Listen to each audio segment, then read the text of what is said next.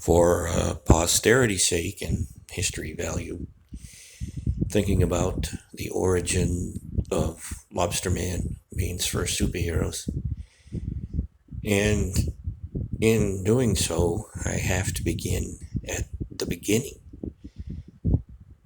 When I got home from my mission for the Church of Jesus Christ of Latter-day Saints in 1986, 87, somewhere in there, my first job, I went to work at McDonald's in Belfast with owners Jethro Pease and his wife Diana. And my first training, yes, they do train you when you flip burgers, was somewhere around 10 o'clock in the morning, just before crossover from breakfast to lunch menu. And my first trainer was a guy named Brian K. Pasillo. And as my mother would say, he was a swarthy little fellow, which he was a dark-complected, brown-eyed, dark hair. He had a 5 o'clock shadow at 4 o'clock in the morning. He seriously had some hair growth issues on his face. Anyway, I found out, learning 10-1 grill from Brian, that he had a dry sense of humor, or wry, as some people would say. But I found out, too, that we had some things in common. Brian liked to write, and so did I. He was pretty creative. Brian also liked to make movies. He had his own video camcorder, and we got together after work a few times and made a few short films. His favorite genre was horror, and we made one short called Gilligan's Island Revisited, unfortunately, in parentheses, and it was a comedy, obviously, but Brian also had a partner, a writing partner or a business partner, and they were involved. They created Tangram Publishing, which put out an anthology, horror anthology called Fang, F-A-N-G. Mike Groton and Brian worked together for 2 issues.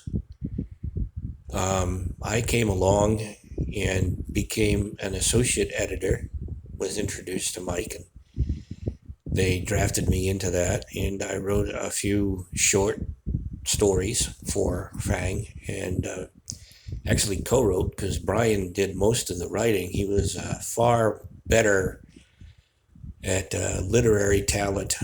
I was more of a storyteller, and I was pretty good with dialogue, so Brian and I made a really good team.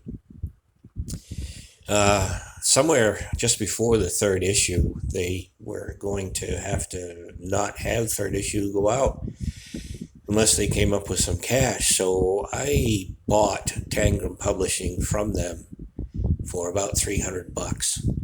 And the 3rd issue came out, but unfortunately didn't sell enough copies to break even. So Tangram Publishing closed its doors. In the interim, Brian and I were doing a lot of manuscripts. We did a couple. One was called Warriors of the Gods, which was a comedy. It was a comedy with the gods making or mocking and ridiculing these poor guys that were going around trying to be warriors.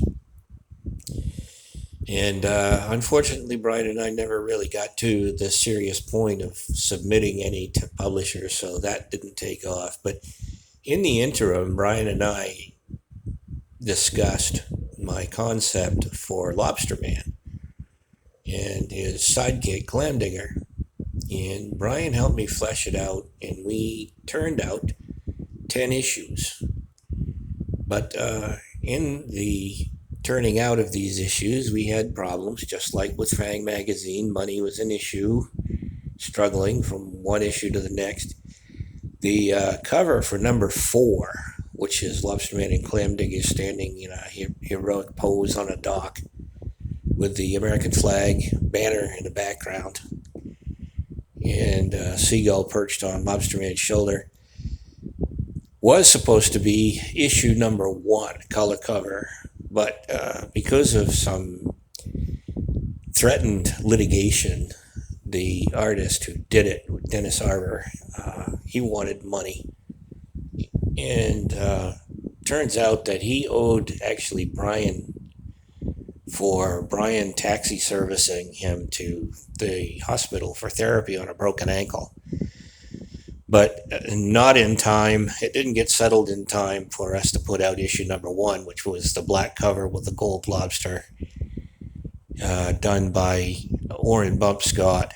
And Orrin became our premier and our go-to artist, illustrator.